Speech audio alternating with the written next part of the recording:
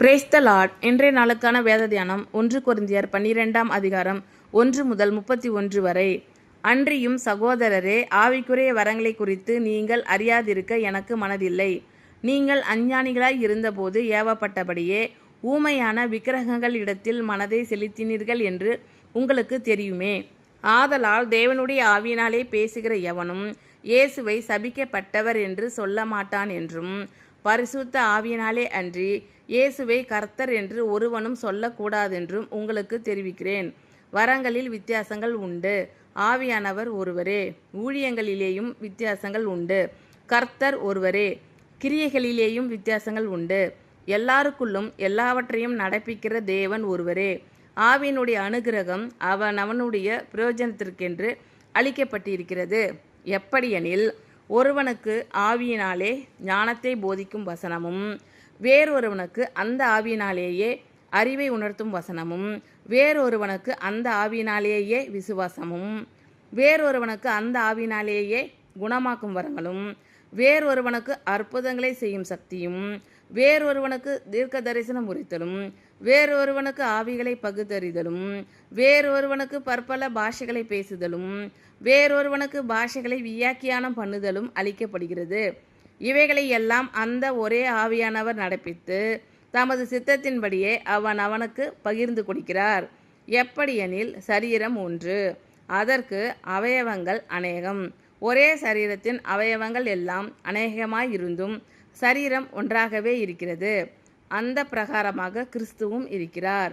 நாம் யூதர் ஆயினும் கிரேக்கர் ஆயினும் அடிமைகள் ஆயினும் சுயாதீனர் ஆயினும் எல்லாரும் ஒரே ஆவினாலே ஒரே சரீரத்திற்குள்ளாக ஞானஸ்நானம் பண்ணப்பட்டு எல்லாரும் ஒரே ஆவிக்குள்ளாகவே தாகம் தீர்க்கப்பட்டும் சரீரமும் ஒரே அவயவமாயிராமல் அநேக அவயவங்களாய் இருக்கிறது.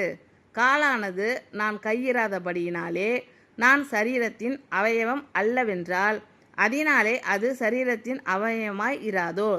காதானது நான் கண்ணாயிராதபடியினாலே நான் சரீரத்தின் அவயவம் அல்லவென்றால் அதனாலே அது சரீரத்தின் அவயவமாய் இராதோ? சரீரம் முழுவதும் கண்ணானால் செவி எங்கே? அது முழுவதும் செவியானால் மோப்பம் எங்கே? தேவன் தமது சித்தத்தின்படி அவயவங்கள் ஒவ்வொன்றையும் சரீரத்திலே வைத்தார். அவையெல்லாம் ஒரே அவயவமாய் இருந்தால் சரீரம் எங்கே? அவயவங்கள் அநேகமாய் இருந்தும் சரீரம் ஒன்றே. கண்ணானது கையை பார்த்து நீ எனக்கு வேண்டுவதில்லை என்றும், தலையானது கால்களை நோக்கி நீங்கள் எனக்கு வேண்டுவதில்லை என்றும் சொல்லக்கூடாது.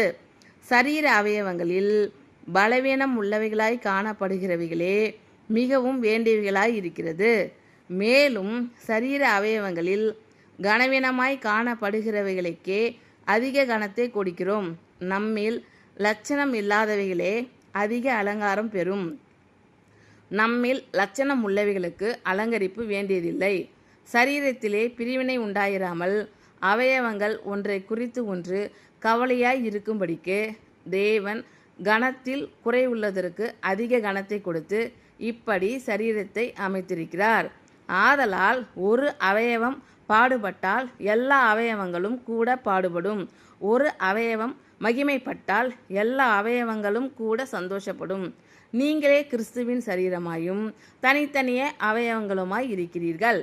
தேவனானவர் சபையிலே முதலாவது அப்போஸ்தலரையும், இரண்டாவது தீர்க்கதரிசிகளையும், மூன்றாவது போதகர்களையும், பின்பு அற்புதங்களையும், பின்பு குணமாக்கும் வரங்களையும், ஊழியங்களையும், ஆளுகைகளையும், பலவித பாஷைகளையும் ஏற்படுத்தினார்.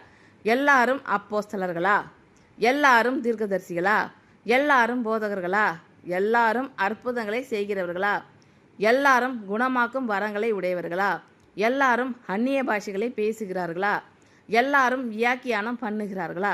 இப்படி இருக்க முக்கியமான வரங்களை நாடுங்கள். இன்னும் அதிக மேன்மையான வழியையும் உங்களுக்கு காண்பிக்கிறேன். அன்றியும் சகோதரரே, ஆவிக்குரிய வரங்களை குறித்து நீங்கள் அறியாதிருக்க எனக்கு மனதில்லை. நீங்கள் அஞ்ஞானிகளாய் இருந்தபோது ஏவப்பட்டபடியே ஊமையான விக்கிரகங்கள் இடத்தில் மனதை செலுத்தினீர்கள் என்று உங்களுக்கு தெரியுமே.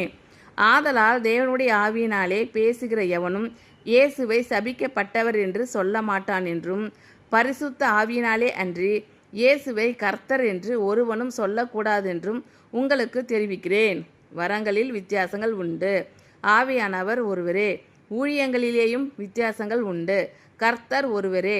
கிரியைகளிலேயும் வித்தியாசங்கள் உண்டு. எல்லாருக்குள்ளும் எல்லாவற்றையும் நடப்பிக்கிற தேவன் ஒருவரே. ஆவியினுடைய அனுக்கிரகம் அவனுடைய பிரயோஜனத்திற்கென்று அளிக்கப்பட்டிருக்கிறது.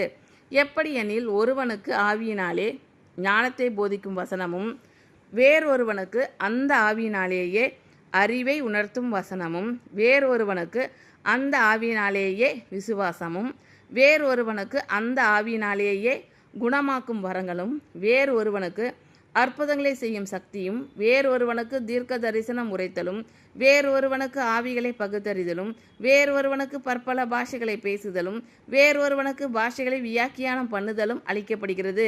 இவைகளை எல்லாம் அந்த ஒரே ஆவியானவர் நடப்பித்து தமது சித்தத்தின்படியே அவனுக்கு பகிர்ந்து கொடுக்கிறார். எப்படியெனில், சரீரம் ஒன்று, அதற்கு அவயவங்கள் அநேகம். ஒரே சரீரத்தின் அவயவங்கள் எல்லாம் அநேகமாய் இருந்தும் சரீரம் ஒன்றாகவே இருக்கிறது. அந்த பிரகாரமாக கிறிஸ்துவும் இருக்கிறார்.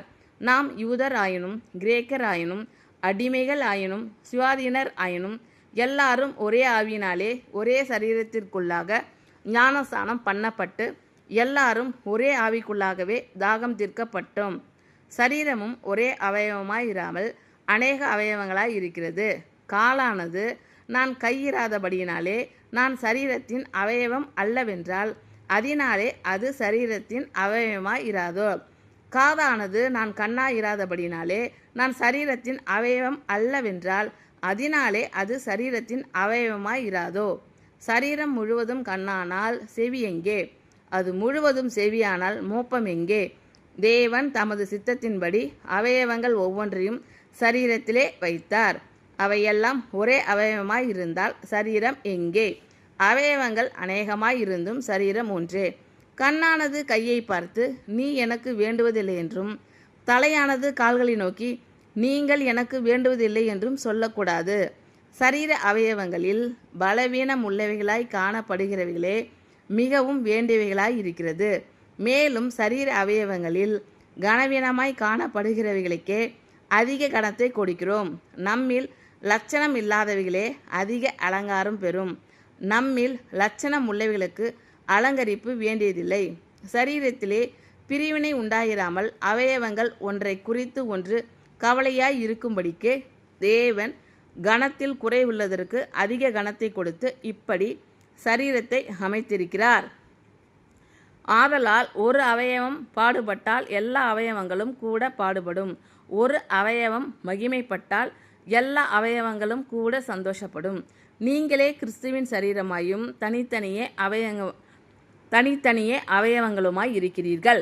தேவனானவர் சபையிலே முதலாவது அப்போஸ்தலரையும், இரண்டாவது தீர்க்கதரிசிகளையும், மூன்றாவது போதகர்களையும், பின்பு அற்புதங்களையும், பின்பு குணமாக்கும் வரங்களையும், ஊழியங்களையும், ஆளுகைகளையும், பலவித பாஷைகளையும் ஏற்படுத்தினார். எல்லாரும் அப்போஸ்தலர்களா? எல்லாரும் தீர்க்கதரிசிகளா? எல்லாரும் போதகர்களா? எல்லாரும் அற்புதங்களை செய்கிறவர்களா? எல்லாரும் குணமாக்கும் வரங்களை உடையவர்களா?